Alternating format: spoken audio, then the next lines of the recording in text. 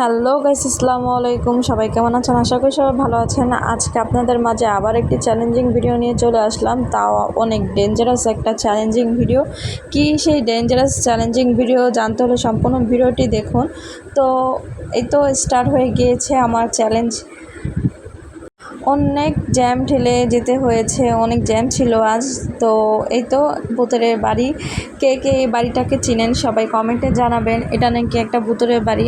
এরপর আমরা যা শুনলাম, এটার জন্য মোটো প্রস্তুত ছিলাম না। কিন্তু আর বাইরের লোক ঢোকাটা নিষেধ। বাড়ির ভিতরে কি যাওয়ার কোনো অনুমতি আছে? না না এই বাড়িতে কি কেউ থাকে? না সবাই বলে এটা ভূতুড়ের বাড়ি। না, এটা ভুতুরে বাড়ি না, এটা আমরা মানুষই খাই। ভিতরে তো কেউ থাকে না। ভিতরে না থাকলে কি হয়েছে? তাহলে ভূত যদি থাকতো, ভুতুরে যদি থাকতো, তাহলে আমরা দেখতাম না। এটা কি করেন, এটা কি মানুষ থাকতে পারেনি?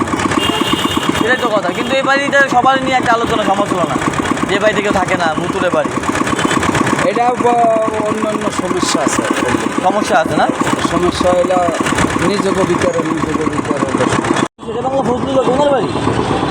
আচ্ছা, বাড়িতে মানে সবাই যে আমরা ভূতে ফেম থেকে আসছি, তো সবাই বলে এটা ভূতুড়ের বাড়ি, বাড়ি ভূত আছে, আসে বিষয় এরকম কোনো তথ্য আছে না? হ্যাঁ, কিচ্ছু না। এই বাড়িতে কেউ থাকে না, কেউ যাইতে চায় থাকে না। না, তাদের প্রয়োজন হয় না, থাকে না। এরকম বাড়ি তো আরো বড় খালি করে দিচ্ছে।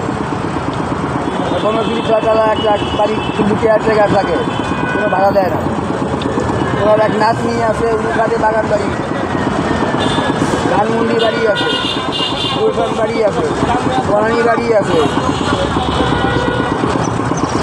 এটা হলো বাড়ি বাড়ি বাড়ি বাড়ি তাদের প্রতিষ্ঠান। এইভাবেই রাখবে, এইভাবেই থাকবে। যতটুকু শুনলাম মনে হয় ফ্যামিলি প্রবলেম, কিন্তু তারপরও মনের মধ্যে একটাই কোশ্চেন রয়ে গেল, এটা কি আজও ফ্যামিলি প্রবলেম নাকি অন্য কিছু? যারা আমার ভিডিও দেখেন তারা হয়তো দেখেছেন, বরিশালে আমি রাজবাড়ি গিয়েছিলাম। তো এরকম ভূতুড়ের বাড়ি যারা যারা জানেন কোথায় আছে এরকম ভূতুড়ের বাড়ি, তারা আমাকে প্লিজ কমেন্টে জানাবেন। আর আমি চেষ্টা করব সেখানে যাওয়ার আর আপনাদের সাথে শেয়ার করার। সবাই ভালো থাকবেন, সুস্থ থাকবেন। আল্লাহ হাফেজ।